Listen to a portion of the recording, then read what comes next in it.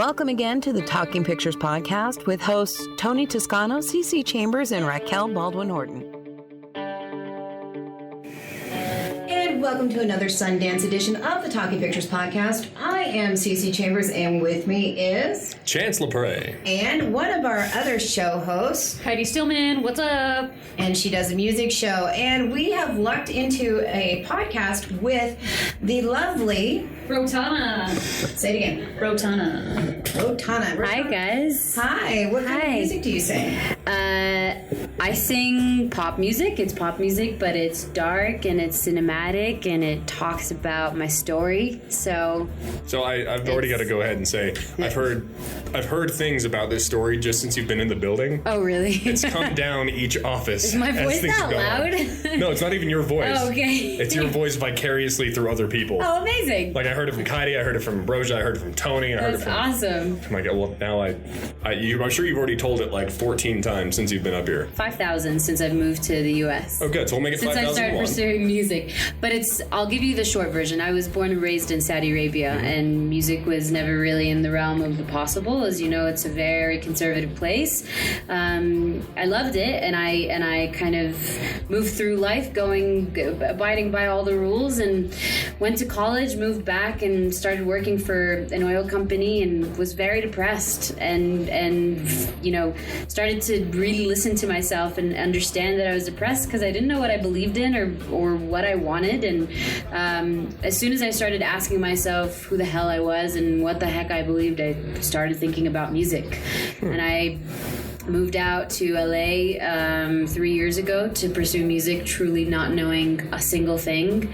Never sung or written a song. I mean, I've sung, but just never been trained or written a song. It was just this gut feeling that I was supposed to try this.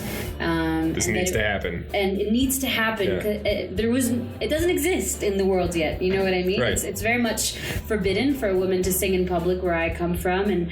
And so there was no one that I could point to and say, oh, she tried it and she's still accepted and loved and she's okay. And it didn't exist.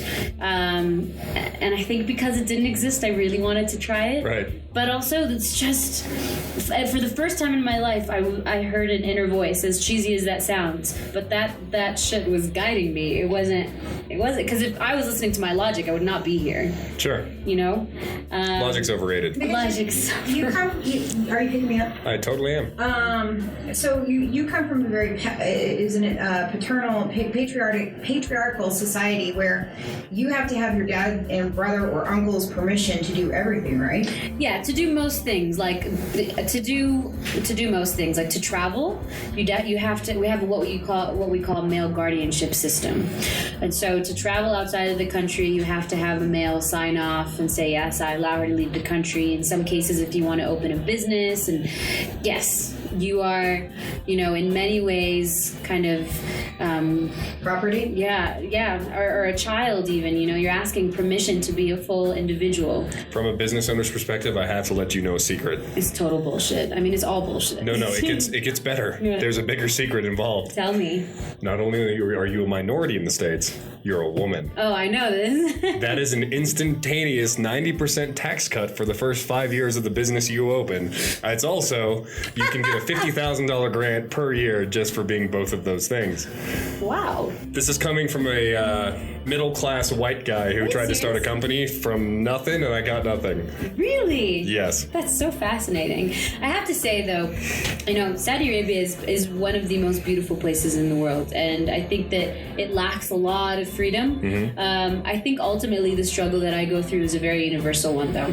Sure. I think the desire to be fully yourself and not dilute it for society or religion or obsession with celebrity culture or whatever it is such a universal concept in today's day and age. And so, but clearly, I mean, I have stronger restrictions in terms of where I come from, but sure, I think it's such a universal thing. But hey, it's not about where you come from, right?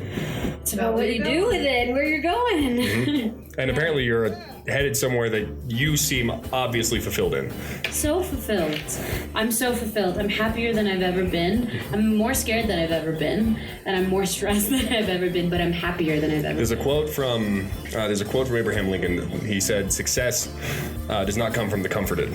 Yeah. The more uncomfortable you are, the more success you have ahead of you. Yeah. Because Yeah. you don't struggle when you're comfortable. Yeah. Right. Yeah. You don't fight for anything. You don't. No. You don't try. You just kind of hang. Yeah. Yeah. If you're not afraid, it's too easy. It's too easy. Yeah, and I'm scared shitless, and so I feel like I'm doing something. You're doing something right. Yeah, it's important. I think it's really important for people both in the East and the West to see this message that I'm going to put out with my music. I think Culturally, curiously, Yes. did you have to wear a full hijab or anything? No, I mean it depends. I grew up in the Eastern Province, so over there, like we just like wear this long overcoat. I wouldn't cover my hair. Sometimes there's religious police that'll come around, like in the malls, and make you cover your hair. But that's, that's when they come around. If they're not there, I usually walk around with my hair uncovered. But if you go to like the capital, you have to cover your hair. It really just depends on where you are. But yeah, you have to wear this like long overcoat. Situation thing. I would not get along with women. You know what? You'd be surprised. You would actually. They're the most loving people. It's just the way that some groups implement this like extreme way. It's the cultivated culture, But why right? don't the it's majority really- then speak up against the minority? That's what I don't understand. Because the majority is conservative. The majority is conservative. The minority. Is liberal. Yeah, and also it's people. That's the thing. People don't really want to rock the boat in Saudi Arabia just yet. Everyone kind of just wants to live their own life and be comfortable, and that's why that's why I make music. That's exactly it. It's for me. It's the easiest way to penetrate people is to just sing something and create something that's really powerful and. You can make them feel something before you can make someone intellectually agree on something. I really believe that. Absolutely. Yeah. And music is a great way to do it. Yeah. So instead of instead of sitting down and arguing until the sun comes up with people that I know are never going to listen to me, I wrote a song called Daddy that's coming out on January 27th, and it's about absolutely refusing to dilute yourself to make anybody more comfortable, and I think that's a very universal concept. There's so much tugging at us in today's world that is saying, be this, be a little bit less of that, and this song is like, no, screw all y'all, this is who I am, and I'm in this room with you right now, fully myself, and what are you gonna do about it? So, yeah, the tag of that song is just, what you gonna do, daddy, daddy, what you gonna do, daddy? And to me, that's so much more powerful than sitting there and arguing with someone, is to just, sing your power and let them feel it. That was cool. Oh. You're so funny. It took your hook, and I was like, ha. Oh. Are you going to be performing here at Sundance? Yes, I'm singing at. Where and when? Tomorrow, I sing at the event is called a celebration of music and film. It's at Base Camp. Am I Maytoff, beautiful Base Camp. manager of Base Camp? Sundance Film Festival base camp, or like Canyons base camp? No, like that's. Okay, the festival base. Okay, Yeah. got Yes. it. Yeah. Too many ski resorts, too many base camps. Yeah, it's going to be live streamed at sundance.org/now. Okay. We should have Kydee come cover you there. Don't worry, I'm trying. I know, we told Maytoff we're really going to try and make that happen. We would love that. That'd be awesome. Yeah, get you out on both, at least one network, if not two, and So you'll be on it too. Yeah. Yeah, that'd be so dope. Yeah. I would love that. How old are you? I'm 28. All right. Yeah. So when did you move to the States? I moved here 3.5 years ago. And so were your parents okay with you? You're just like, look, peace out. I gotta go. Deuces. They love me. They're very scared. They're still scared, and my dad is incredible because he just wants me to be happy. Sure. Yeah, they could see it in my eyes that there was no way that I wasn't going to do it, and so they're like, just, all right. Yeah, so they're just, We love like, you, and they're like, holy fuck, okay, fine, okay. call us on Jesus Sunday. Christ, call us every Yeah. day, like, okay, fine, do it. So they're amazing. So what did your parents think? Because I know there's been some death threats and whatnot and crazy stuff happening. Are they still hesitant about you being here and pursuing the music industry? Yeah, I mean, I think my parents are wise enough to understand that the death threats, I mean, those stopped. I got a couple of those like a few years ago. Now it's just like trolls on Instagram, on my social media. That's like plenty of that stuff. But I think, go ahead. I was about to say, I'm unfortunately from the demographic that trolls were bred in. Oh, wonderful. Thank you. You're welcome. For all you guys have done. I will take the beration for the idiots in my culture. I'm a gamer and a geek, first and foremost. Amazing. And that's where they were bred, and that's where they festered, and they became a thing. However, I have learned how to diffuse them very quickly. Yes. So any idiot behind a key... No, it's a... Yeah. Actually, it's you force an invite to sit down and talk. That's I really believe that too. Yep. I really believe that too. I never block anyone or delete any comments. I just continue doing what I do and extend love, and I know the thing is that people are the most pissed off when they're afraid. Yep. Essentially, it's when people are angry, you're forcing them to meet parts of themselves that they don't want to meet, they're not ready to meet, questions they don't want to ask. They're also pretty mad when you beat them one-on-one online. Right, or if you're a gamer, that happens. But people are just scared, and they're like, who the hell are you to make me question my values and everything that I know and go away? And how dare you? Yeah, but the second that you connect with someone, I really believe that all that shit goes away. Totally. Yeah. Well, I can tell you, for one, I'm there tomorrow. Please. We're coming. Yay. You're coming, you're going, we're all going. Let's Do it. What time is this? That doesn't matter, we're going. It's at 6 a.m., we're there.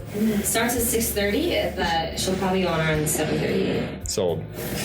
We're going, that's it. He's gonna be like Please pulling do. out of the black house. Cici, we're going. I don't I'm like, I'm interviewing John Legend here. He can come too! MVD. Boo, come on, we're gonna go. John, we have a better place to be, you're coming with. Come on, shorty. Soon they'll be working together, so makes Done. I'll get basketball. Just bring John. Just bring him. Just bring John. We can all love the Bring legend Chrissy together. too. Yes. I love Chrissy.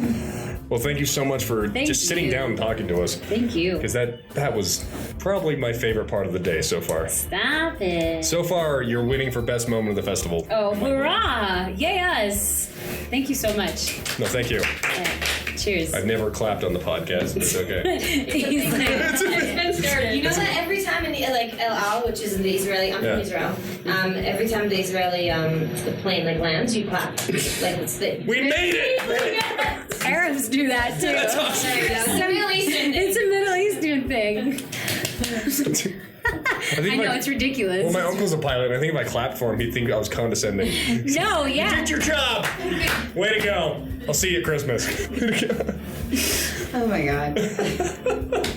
Thanks again for joining us for another episode of the Talking Pictures podcast. Oh, when we have you close out here, make sure you tell our website and where people can find you. Yes, so you can follow me on all my social media handles that are I am Rotana.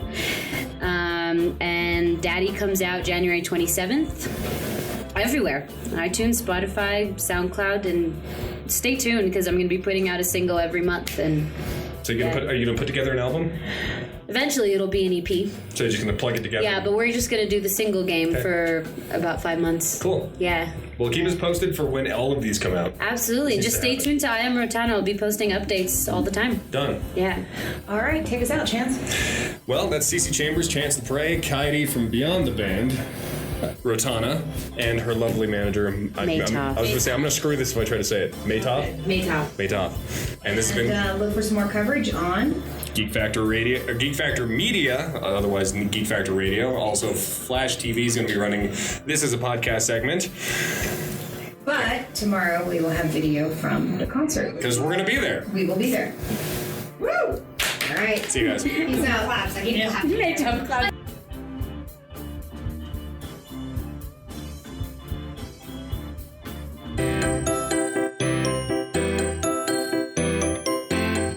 You're wondering what to watch this weekend? Yeah, you can look it up on YouTube, or you can stay tuned right here and listen to Talking Pictures Podcast. That's right, Talking Pictures Podcast. We are the sister show to the Emmy Award-winning television show. You can also find us at www.talkingpictures.tv.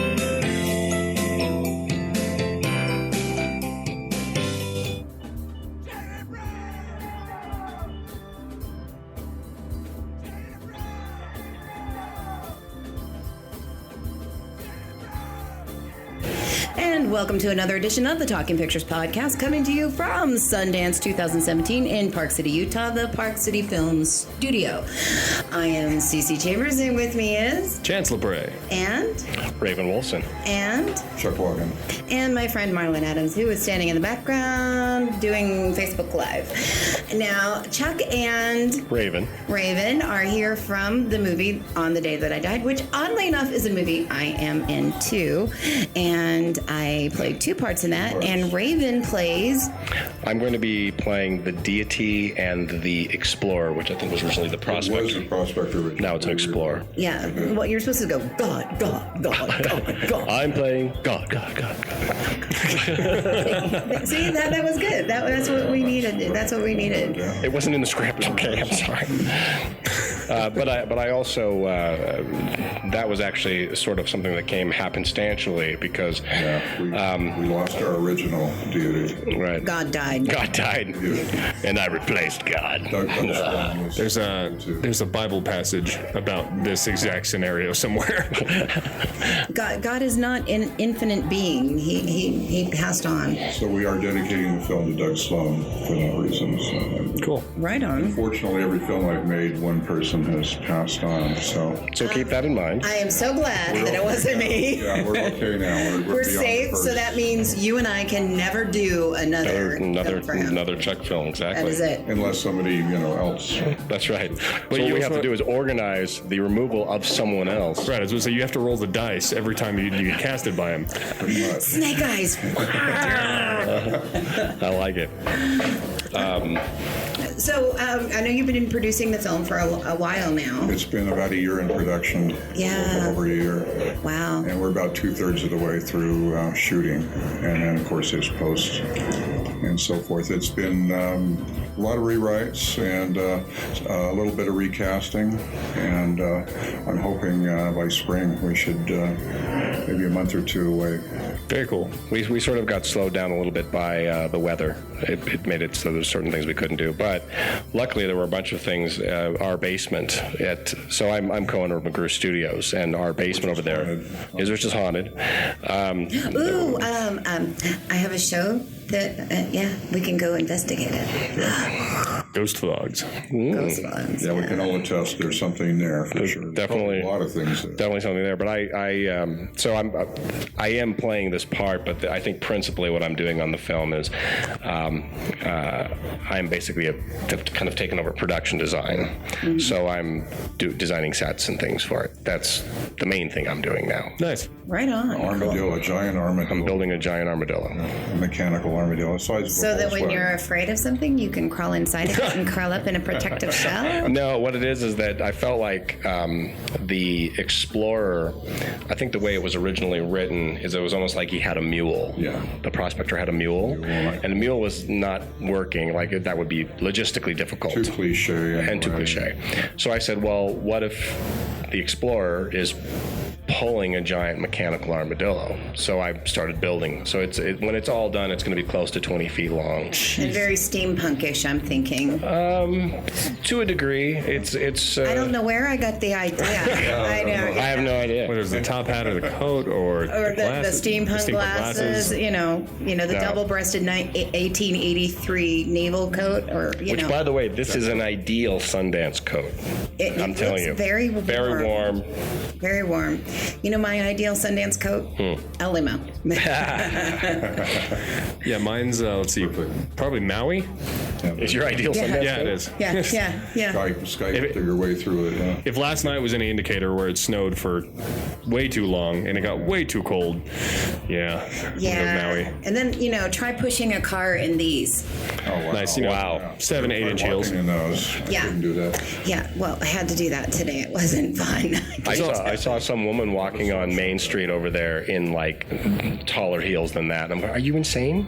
Well, no, it actually provides traction because the heels dig into the true. ice. And That's what she has to tell herself. That's what it works. That's the story, and she's sticking to it. Yeah. It works quite well. So tell I'm kind of curious. So you guys are all in the know here, so I'm the outlier. What is the film exactly about? Like, what does it explore? What is it? I want to say. Yes, go right ahead. Go nuts. It's like we're interviewing them, so you see, let's. I just want to know. It's about God. No, And a giant mechanical armadillo. And a giant mechanical. Okay, spoiler alert. There's a guy that is a little selfish and a bit of an idiot, and he has a friend, and he's like tired of the world, and he goes to kill himself. Well, he wants his friend to kill him so he doesn't have the sin of killing himself. But the fact is, he doesn't quite die because he's in the twilight of death, and he goes through all these scenarios and decides to go on. But in these scenarios, he has to recapture or relive and learn from things that he's done in his real life, because he ended up shooting his best friend and killing his best friend. And so then it's like very Twilight. It's very Twilight Zone. Pulp Fiction. Oh, cool. Twilight Zone-ish, going into all these weird scenarios. Not Twilight. No, not Twilight. There's a very big distinction there Between Twilight Zone and Twilight. Yes. Raven coined the word surrealist urban fantasy, and I think that's a As the genre. description. Yeah. And if you look it up on iTunes, it'll be the only film under surrealist urban fantasy. I think he coined it. Yeah. It's my favorite genre. And you were the doctor. I was. Yes, I was. I was a cute doctor too. So you went over to his house and played doctor? Gypsy too. I have my thermometer. Wow. And we just went there. Welcome to audio. Went right through the roof. So, do you have distribution lined up? Where are you gonna put the film? I think it's festival. Festivals. Is what we're aiming at. Yeah, that's where we're headed. It's the kind of thing that festival goers are interested in. Yeah. They dig seeing it. Artsy fartsy. Surrealist urban fantasy, you mean? Surrealist urban fantasy. Because artsy fartsy is an actual genre. Yeah, but see, artsy fartsy is stored in my long-term memory. That one is not. Now it's your short That term. one. Now it's that one. That one. So now whenever I think of artsy fartsy, I'm going to go to the arts festival and be like, I'm here for some surrealist urban fantasy art. That's right. Well, see, like there's Dada. Then you can say we're all in the artsy fartsy. Yeah. Or you could say we're all in the surrealist urban fantasy. Yeah, and if it stinks, you can say, well, we did say artsy fartsy. We'll have a I like that. rising line of it too. Perfect. We'll have little armadillos and big armadillos. And See, now, can the mechanical armadillo get in a ball? Curl itself up. No, but it is. I am designing it so that it's actually the chassis is built into has two joints in it, so it's articulated into three pieces, so that when it turns, It'll turn. The segments will actually collapse and open up, Oh, kind of like Slinky Dog. kind of like Slinky Yeah. Dog. Yeah. right. You went straight for Toy Story. That was a good one. I had a Slinky Dog, I'll have you know. Was it the Toy Story dog? Yeah, it was. It was probably before Toy Story. Shut up, you. I remember Slinky Dogs, before there was Toy Story. See, and I remember Slinky Dog from Toy Story. I lived that freaking franchise. Wait a minute. How old are you? God? Well, let me put it this way. I saw Star Wars in the theater at age 8, the second week after the opening. So that was in 1977, so Wait, hang on. Original distribution Star Wars or 1977. okay? I saw So it. you didn't see it the first run. Yeah, I did. Because the first one, May 25th, 1977 was the release. the first real run though was in '76. I'm a hardcore geek. But well, that one was just in New York, though, wasn't it? Yeah, it was. See, that was done. That's not a run. Bam. That's not a run. 3 theaters. That's a run. The national release was in 1977. May 25th. That would have changed 1977. his age by a year. So I'm just curious. Yeah, I was born the same year and the same month as the Tet Offensive. I'll just let you figure that out. Wow. 1969. Yeah. Oh, it's that thing. That thing. Oh, that thing you do. That's a good show. That's a good movie. Yes, it is. The colors come on. How do you think I got the opener for my show? I like that show. Yeah, that's a good one. That's solid. All right. Well, thanks so guys. This is us. Yeah, That's all right. This is how this goes. This is how this goes. So Chuck, do you have anything else lined up that you're kind of like looking into or interested about, like film-wise? Many things. Any big projects lined up? We have tons of projects. We're writing at least 3 other scripts right now. Cool. I have a drawer full of scripts that I want to produce. I was going to do one 3 years ago, and the financing fell through, and I've got a couple of dream projects as well. So yeah, there's no shortage. No shortage at all. The things that we're working on together outside of this project, I can't say too much, but one of them is a... It's okay, I signed an NDA. Yeah, but they didn't. No, one of them is a surrealist urban fantasy YA young adult project. One of them is a Lovecraft project. Ooh, that'll actually be pretty cool. Yes. And one of them is... the other one is, I don't know how you'd really describe that. It's sort of just surrealist. It is, pretty much. It's music oriented, though. Right. So it's not a musical. So if we go four deep here, we will have three titles in the genre of the surrealist urban fantasy. Absolutely. That one. See, but if they fail, it's artsy fartsy. It's artsy fartsy. It's artsy fartsy if they fail. There we go. It's like, no, it's an artsy fartsy. So if they stay at the end of the screening at Sundance, if it's like, thank you for watching our artsy fartsy film. we go, yeah, that's artsy fartsy crap. We got another one. Yeah, don't worry. We'll see, so much surrealist better. urban fantasy. You got it. So it's a suff film. Yes. It's a suff film.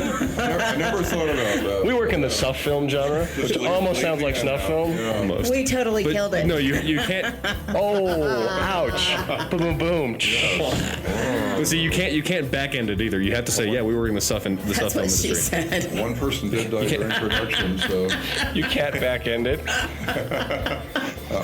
that's a different And the movie. spiraling That's prison. continues. My mind just went, That's where you go for snuff films.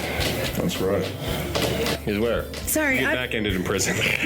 yeah, my mind right now is 13 hours in the future. Anyway, Really? 'Cause Nice. It sounds like it's like 13 years ago. no. Nice. Still irrelevant, isn't it, God? What? God will tell you time is irrelevant anyway. Yeah. Time is irrelevant. Well, time is a man-made tool. You know, I have an echo on his. It's an effect I put on here somehow yesterday, and it's working so wonderful for God's voice. It's because God. I taught myself how to do this at one point. I don't know why. It was a thing. To create the illusion of an echo. I do remember why. It's because I had stoned friends and I would mess with them. That's how I came up with it, is they'd be sitting there going, dude. And I'd go, what? R, you doing. And they'd be like, stop it! They work Man, for the images, man, the skeletons are coming out of the So door. fun to mess with stone people. It is fun to That's mess where, with somebody. yeah, it's where like all good ideas come from. Messing with stoned people. Where do you think the movie came from? Messing with stone people. Messing with stoned. That's the whole idea. That's a genre. That needs Messing with stone to people. be a movie. Messing with stone There people. we go. You got it. Absolutely. It's the new next Jackass film. Actually, I bet if we went to Main Street, we could cut an entire live segment of "Welcome to the first segment of Messing with Stone People." And they go, are you perhaps under the influence? No, here. No, I was kidding. And if they Now don't you are. perform, we just cut to footage of some lady getting stoned in a burqa. Yep, perfect. There you go. Stoned in a burqa? You got it. Stoned people. Oh. Yeah. Wow. Wow, yeah. You got to keep up. That was just a woman wearing a burqa with a big hookah, just kind of. That's it. You know. And we'll let them piece it together from there. Dodging the rocks. While they're dodging, she's like, whoa, ha. All right. Well, thanks for joining us, guys. And thanks, you. audience, for joining us. Make sure you leave some comments on the Facebook page and leave comments on Geek Factor Media. I know. Name change. I know. Does it still have the little dash in it? No, No dash? ditching the hyphen. Oh, that makes it so much easier for me to. That's another hashtag. film, Ditching the Hyphen. Ditching the hyphen. Ditching the hyphen. It's the sequel to Messing with Stone People. We're going to have to all sign NDAs before we leave the room with all these good ideas that we're having. Exactly. And I am Cici Chambers. I'm Chancellor Prey. Hraefn Wulfson. Chuck Waagen. The movie is On the Day That I Die.